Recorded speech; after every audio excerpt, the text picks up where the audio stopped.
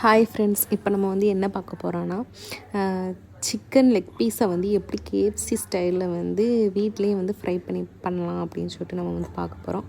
அதுக்கு நான் வந்து 2 சிக்கன் லெக் எடுத்து வச்சுருக்கேன். அந்த லெக்லேயும் நல்லா வந்து மேக்னேட் ஆகுறதுக்காக பீஸ் நல்லா போட்டு வச்சுருங்க. நல்லா கட் பண்ணி விடணும். நல்லா ஆழமாக கட் பண்ணால் தான் அதில் வந்து மசாலாஸ்லாம் இறங்கும்.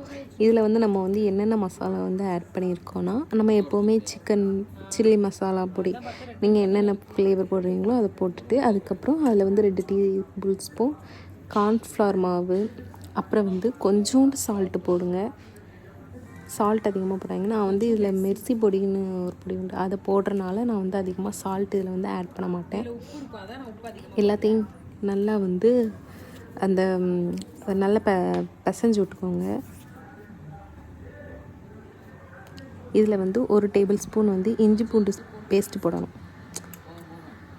அப்புறம் வந்து லெமன் வந்து பிழிஞ்சு விட்டுருக்கலாம். நான் வந்து லெமன் போடலை இதில். இங்கே நாங்கள் வந்து அதிகமாக புளிப்பு எடுத்துக்க மாட்டோன்றக்கா. இல்லை புளிப்பு ஃப்ளேவர் வேணும் அப்படின்னா நீங்கள் போட்டுக்கலாம். எனக்கு இன்னும் கொஞ்சம் கார்ன்ஃப்ளவர் மாவு போடணும்னு தோணுச்சு, அதனால் நான் கொஞ்சம் போட்டுக்கிறேன். நீங்கள் உங்களுக்கு தகுந்த மாதிரி போட்டு ஒரு முட்டையை வந்து உடச்சி ஊற்றிக்கோங்க. ஊற்றிட்டு முட்டையை உடச்சி ஊற்றும் போச்சுல அந்த சிக்கன் வந்து கொஞ்சம் சாஃப்டாகும். நல்லா ஹார்டாக இருக்காது, ரொம்பவே சாஃப்டாகும். அதுக்கப்புறம் வந்து ப்ரெட் க்ரம்ஸ் இருந்துச்சுன்னா அதை வந்து மிக்சியில் வந்து நல்லா திரித்து வச்சுக்கோங்க. இல்லைனா லேஸை வந்து நல்லா பொடி பண்ணி அதையும் ஆட் பண்ணலாம். நாங்கள் வந்து இதில் லேஸ் தான் ஆட் பண்ணியிருக்கோம். அதை நல்லா டிப் பண்ணி எடுத்து ஆயிலில் போட்டு ஃப்ரை பண்ணால் கேஎஃப்சி சிக்கன் வந்து ரெடி ஆயிரும். நான் இதை வந்து ஒரு 1/2 அன் ஹவர் வந்து அப்படியே மேக்னேட் ஆகிறதுக்கு வச்சுருக்கேன். அப்புறம் ஆயிலில் போட்டு ஃப்ரை பண்ணால் நம்மளோட கேஎஃப்சி சிக்கன் வந்து ரெடி ஆயிரும்.